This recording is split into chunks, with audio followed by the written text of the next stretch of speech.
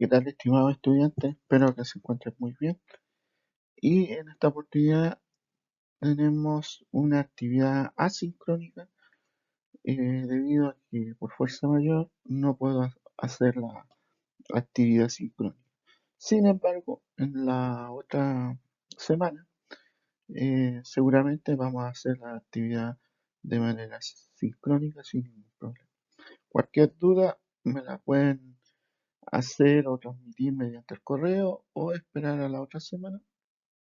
Si fuera el caso, me hace las consultas. Bueno, el título de hoy es Población, muestra, cronograma, presupuesto y tema.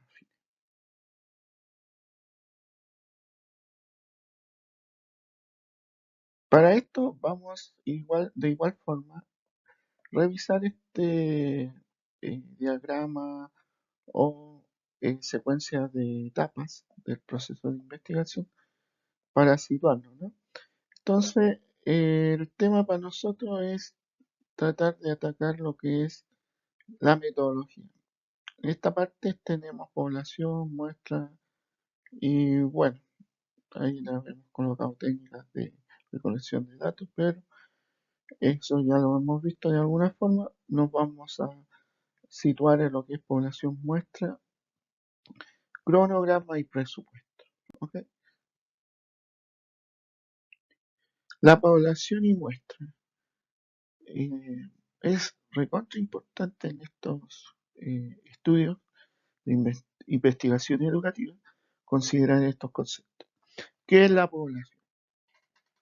Se refiere al conjunto de elementos, pueden ser personas, objetos, situaciones, que cumplen con ciertas características y sobre los cuales se desea hacer un estudio o análisis. Por ejemplo, la población puede estar conformada por los 500 estudiantes de una escuela primaria en una determinada cualidad. Así se puede, digamos, eh, definir este concepto importante. Ahora, la muestra es un subconjunto representativo de la población. Y acá es importante destacar, cuando mencionamos representativo, que tiene que cumplir con ciertas características de interés para la investigación. La muestra también tiene que cumplir ciertas características, por ejemplo, el tamaño adecuado. La cantidad de participantes debe ser suficiente para garantizar la validez estadística de los resultados. También diversidad debe reflejar las características principales de la población. Por ejemplo, edad, género, contexto socioeconómico o tipo de instituciones educativas, entre otras.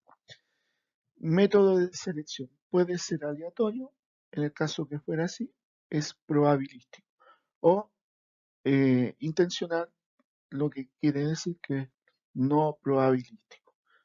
Esto va a depender mucho del tipo de estudio que se hace y lo que queremos. ¿Mm? Bueno, esto sería respecto a lo que es población y muestra. Es solamente una pincelada porque hay muchas cosas más sobre este tema que podemos ver más adelante. Bueno, también hay otro concepto que es importante tocar, que es el tamaño de muestra, que algo se mencionó, y es lo siguiente: debe ser suficiente para asegurar la validez de los resultados, de tal forma que uno expresa, digamos, mediante una eh, digamos, propuesta matemática, estadística, cómo se hace ese cálculo. ¿Ya? Eh, Seguramente en la bibliografía la nomenclatura puede cambiar. Nomenclatura me refiero a las letras, a la distinción que tiene cada componente de la fórmula. Eso eh, puede cambiar, pero los conceptos son únicos y esos no cambian. Eh, por ejemplo, el n minúsculo es el tamaño de la muestra, el n mayúscula es el tamaño de la población. La Z es el valor crítico o el intervalo de confianza, que esto se define estadísticamente y en una tabla. El P es la proporción estimada. Esto tiene relación con las condiciones que pueden cumplir eh, cierto escenario donde se va a sacar la muestra. ¿Ya? Normalmente estos dos eh, parámetros, que es P y Q, se le asocia un valor de 0,5. Eh, digamos, lo podemos encontrar en la bibliografía de esta manera. ¿Ya? Normalmente es 0,5, porque en ambas situaciones tenemos la misma probabilidad de tener esas condiciones. 0,5, 0,5. E es el margen de error. Entonces, considerando esta fórmula, una fórmula que puede ser cuando la población es finita o cuando la población es infinita. Cuando la población es finita, el n se conoce, n mayúscula. Cuando la población es infinita, el n mayúscula no se conoce. ¿Ok? Entonces vamos a hacer un ejemplo para poder tener un poco más de claridad respecto a esto. ¿Ok? Por ejemplo, dice un investigador desea evaluar el impacto de un programa de lectura en estudiantes de cuarto grado de una escuela que tiene 500 alumnos en total. El investigador decide realizar una encuesta y necesita determinar el tamaño de la muestra adecuado. Entonces, cuando decide hacer la encuesta, hay que sacar un tamaño de muestra. ¿Ya? Ese tamaño de muestra eh, se saca en razón que si son poblaciones muy grandes, basta con hacer a esa muestra, aplicar la encuesta o hacer el estudio y tendríamos valores representativos de la población que se pretende estudiar. Y en este caso ya se habla, por ejemplo, que son 500 estudiantes. Entonces, en ese aspecto quizás podemos hacer el ejercicio calculando el tamaño de muestra que deberíamos sacar para hacer a estos estudiantes la encuesta. Puede ser de una cantidad mucho más grande, pero acá es un ejemplo. Entonces, siguiendo con la fórmula, donde tengo n mayúscula por z al cuadrado por p por q. Esto evaluado en un paréntesis n mayúscula menos 1 por el error que es al cuadrado más z cuadrado por p y por q. Este es la fórmula que se va a aplicar porque se está dando a conocer la cantidad de población. ¿Ok? Entonces se colocan y se reemplazan los valores en el 500. Acá yo tengo 1,96 por exponente al, digamos, elevado a 2, al cuadrado, ¿no? Por eso se coloca el exponente, no es mayor, digamos, dificultad. Así como se pudo haber colocado un paréntesis al cuadrado, acá colocamos exponente 2 por 0,5 por 0,5. Todo esto dividido por este n-1, que es 500 menos 1, por el valor del error, que es 0,05, exponente al cuadrado, más el z al cuadrado, que es 1,96, que sería el intervalo de confianza, que está acá, y por 0,5 por 0,5. ¿Ok?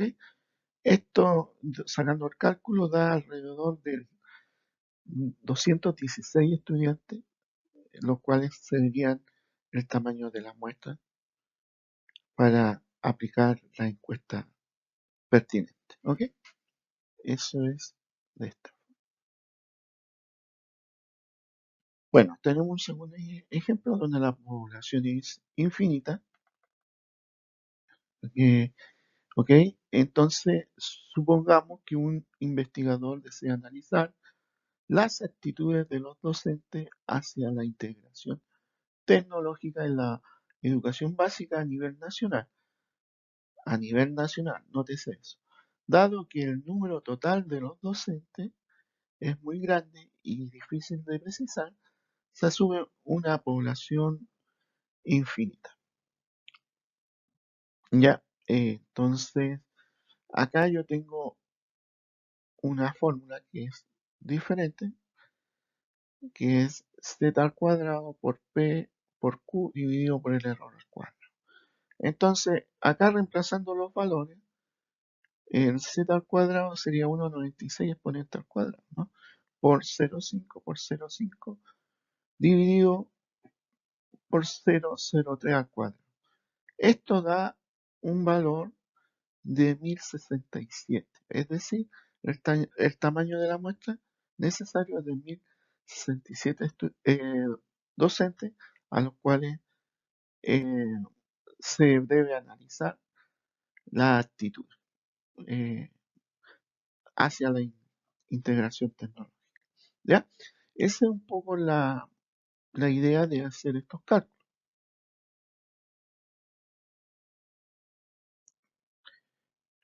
Respecto a las técnicas de análisis, esta es una etapa importante dentro del plan de investigación, puesto que permite interpretar la información recopilada y extraer obviamente conclusiones pertinentes.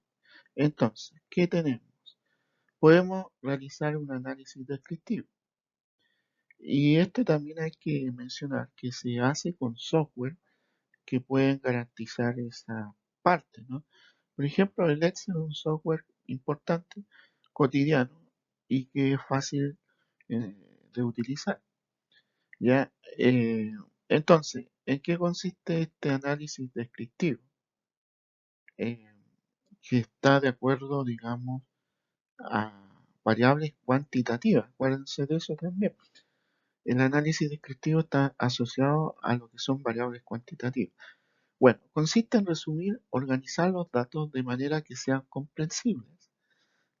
Se emplea frecuentemente algunas estadísticas como el promedio, las medianas, los máximos y mínimos, y también lo que son gráficos.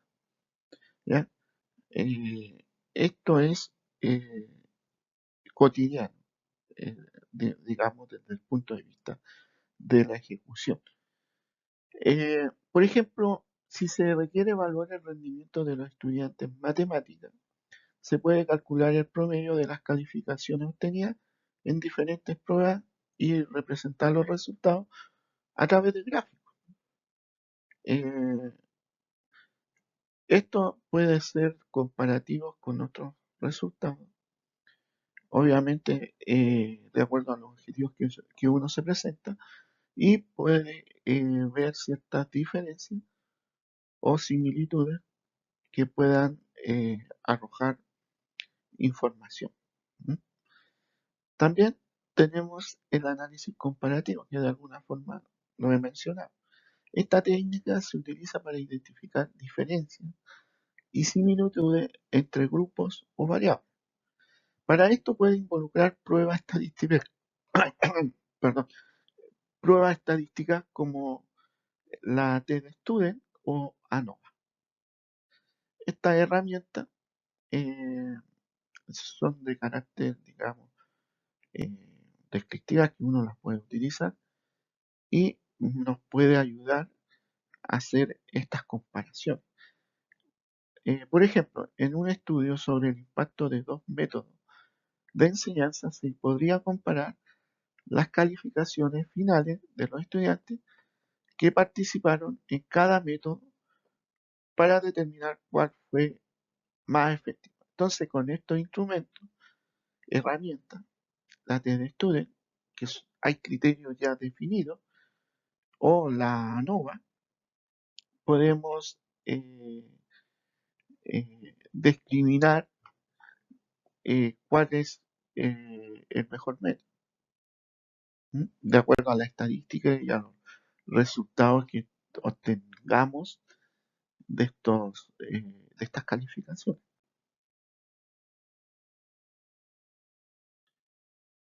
También tenemos el análisis cualitativo. Esta técnica permite interpretar datos no numéricos como entrevistas, observaciones o documentos. El enfoque está en identificar patrones, temas o categorías relevantes. Entonces yo en algún momento hablé de que en los software se pueden utilizar tanto como para eh, métodos, tipos de investigación cualitativa o cuantitativa y que es efectivo. También mencioné que en esta operacionalización de variables podemos utilizar también la cuantitativa y cualitativa, cosa que acá se menciona porque el software puede trabajar datos cualitativos en torno a ciertas técnicas de recolección de datos.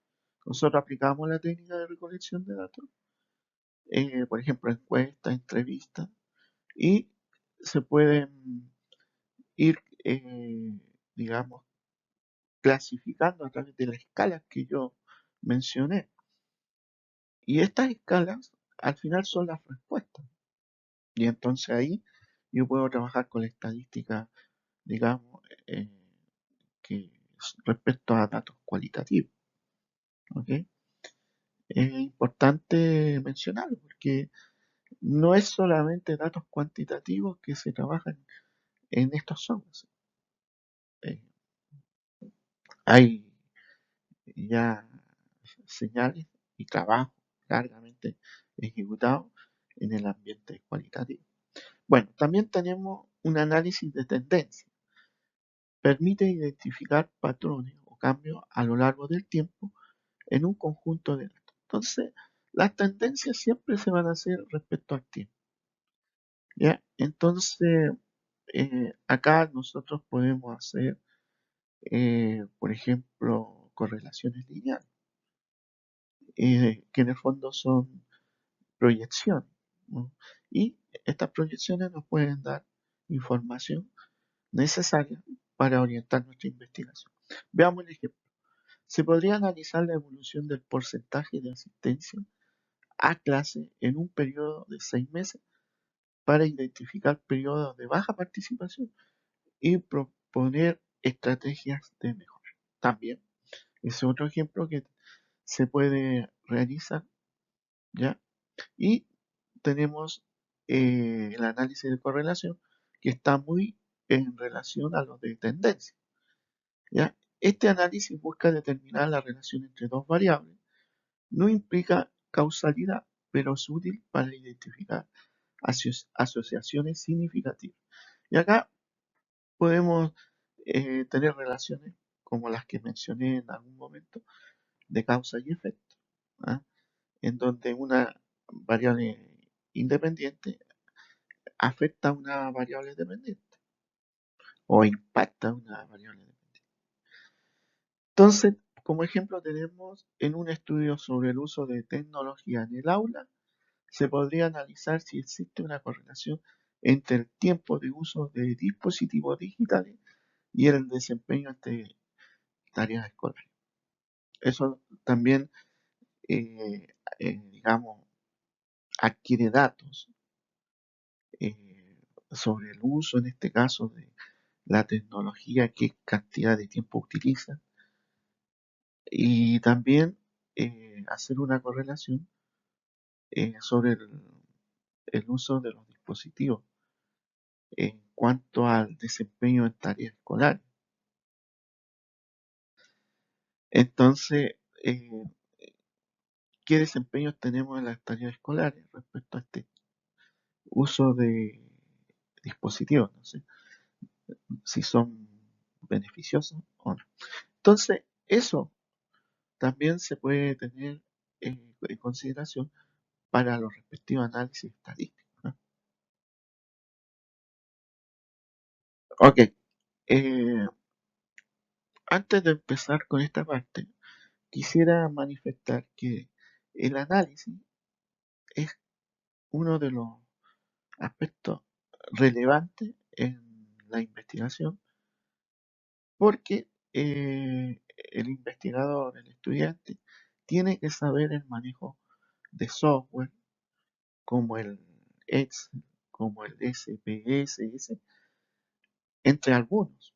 Si sabe otro manejo como un software R, estupendo, pero mínimo saber el manejo del Excel, porque la única forma de hacer estos análisis es a través de esa herramienta. Digo, por el tiempo que toma, es rápido y efectivo. Entonces, hay que considerarlo desde ese punto de vista. Bueno, por otro lado, vamos a ver las actividades administrativas. Estas actividades se consideran básicamente dos que son relevantes, importantes, que son la elaboración de un cronograma y la elaboración del presupuesto de la investigación. Nosotros estamos trabajando en un proyecto. Todo proyecto tiene un cronograma y un presupuesto. Eso es así. Entonces, eh, hay que verlo desde ese punto de vista. Bueno, la gestión administrativa es un componente clave en la organización y ejecución de un plan de investigación. La actividad administrativa, ojo con eso, la actividad administrativa permite garantizar el éxito del proyecto mediante la planificación, el monitoreo, el control de los recursos y el tiempo. Es fundamental considerar eso. Es una eh, es un concepto que no se debe dejar de lado porque está muy involucrado con la gestión que nosotros podamos tener para tener, primero que nada, estas actividades que se proponen para el desarrollo de la investigación y el presupuesto que pueda estar involucrado. ¿Ok? Entonces veamos. El cronograma organiza las actividades del plan de investigación en una línea de tiempo. ¿Y qué se considera en este cronograma? Obviamente la identificación de las actividades que se van a realizar. ¿Ok? Por ejemplo, definir las etapas principales de la investigación. El diseño, la recolección de datos, análisis de redacción del informe, por ejemplo. Establecer actividades específicas como reuniones, capacitaciones y evaluaciones. También definición de duración o del tiempo, estimar el tiempo requerido para cada actividad. Y para eso también hay que considerar algunas eventualidades, ya que puedan salir en el momento. También asignación de responsables. Hay que considerar también quién se hace responsable por las actividades. ¿Ya? Para eso hay que designarlo. También uso de herramientas de gestión. En esto se puede utilizar. Y acá yo no soy tan riguroso porque así como se puede utilizar un, digamos, un cronograma elaborado en un Excel o en otro software, lo importante es que tengan eh, especificado actividades responsables y la línea de tiempo es lo que se va eh, a realizar. Eso es lo importante. Entonces, normalmente a este cronograma le podemos llamar una carta GAN, un diagrama GAN, que es lo que se utiliza en muchos casos en los proyectos. ¿Ok? Entonces, es más o menos la idea de que ustedes deben tener. Y esto lo menciono porque justamente en una tarea, la tarea que tienen en este tema 6 es elaborar un cronograma y plantear un presupuesto. Ahora, dentro de lo que uno está solicitando es que coloquen el contexto del cronograma. Esto, si ya ustedes han propuesto una investigación, ¿no? Que ustedes eh, conocen, ya la han eh, realizado como el planteamiento del problema, creo que hicimos algo así. Acá, ese mismo ejemplo, esa misma ejercicio se podría utilizar. Y para eso usted tiene que contextualizar el cronograma y el presupuesto. ¿Ya? Y bueno, y elaborar obviamente el cronograma, considerando todas las actividades que ustedes proponen hacer con los, bueno, acá podría ser responsable, estudiante o, qué sé yo, tutor, ¿no? Dentro de lo que es el cronograma. Acá tenemos un ejemplo. Entonces acá, por ejemplo, tenemos responsable, actividades, en la línea de tiempo, ciertos meses y acá las semanas, ¿sí? Primera, segunda, tercera. Entonces acá lo que uno, eh, digamos, identifica en cada cuadrito es el tiempo, ¿no? Para ir eh, guiándose. A ver, en el caso del cronograma en una tesis, por ejemplo, en un proyecto de investigación, uno puede colocar un cronograma general desde cuando uno hace las actividades, por ejemplo, del ciclo de investigación hasta finalizar y puede ser hasta la entrega de tesis. Pero también podemos considerar un cronograma también solamente para las actividades, porque esas son las relevantes que en cuanto a la metodología. También puede ser, ¿ok?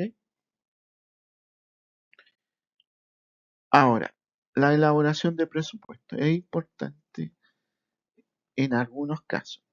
Eh, digamos importante porque todo proyecto está financiado, ¿ya? Hablando de cualquier eh, tipo de proyecto. Entonces, hay proyectos inmensos que el presupuesto es inmenso, desde una construcción hasta una tesis, ¿ya? Porque también está dentro de lo que es un proyecto, ¿m? Y diferentes tipos de proyectos, diferentes áreas.